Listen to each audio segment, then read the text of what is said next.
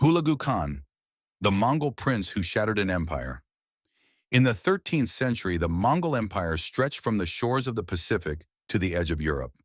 Among the many Mongol leaders who expanded this vast empire, one figure stands out for his campaign that would shake the Islamic world to its core: Hulagu Khan. Born around 1217, Hulagu was a grandson of Genghis Khan and the son of Tolui, one of the most powerful Mongol generals. Raised among warriors and statesmen, Hulagu was destined for conquest. But unlike other Mongol leaders who fought in China or Russia, Hulagu's mission was to head west, into the heart of the Muslim world. In the early 1250s, Mongol Khan, the Great Khan and Hulagu's brother, commanded him to lead a massive campaign into Persia and Mesopotamia. The goal was to eliminate remaining resistance, including the assassins, Hashashin of Alamut, and the powerful Abbasid Caliphate in Baghdad.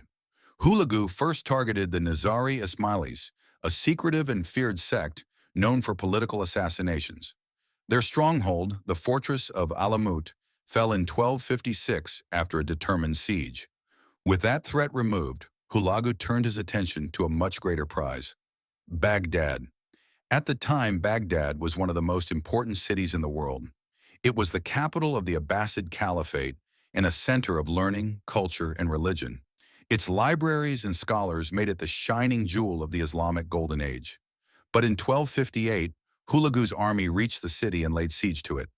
The Abbasid Caliph, al-Mustasim, refused to surrender properly, believing that no one would dare harm the holy city. He underestimated the Mongols. After a brief siege, the Mongols entered Baghdad and carried out one of the most devastating massacres in history. The city was burned, the population slaughtered, and its treasures destroyed.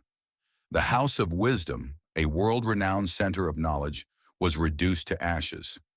According to legend, the Tigris River ran black with ink and red with blood. The fall of Baghdad marked the end of the Abbasid Caliphate and a turning point in Islamic history.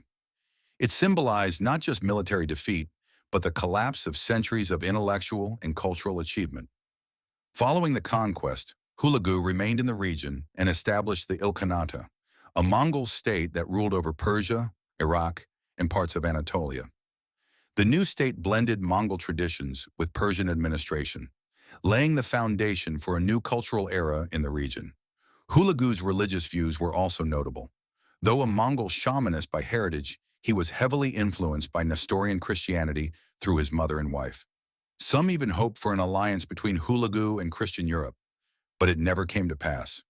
Hulagu died in 1265, leaving behind a complex legacy as both a destroyer of empires and a founder of a new political order.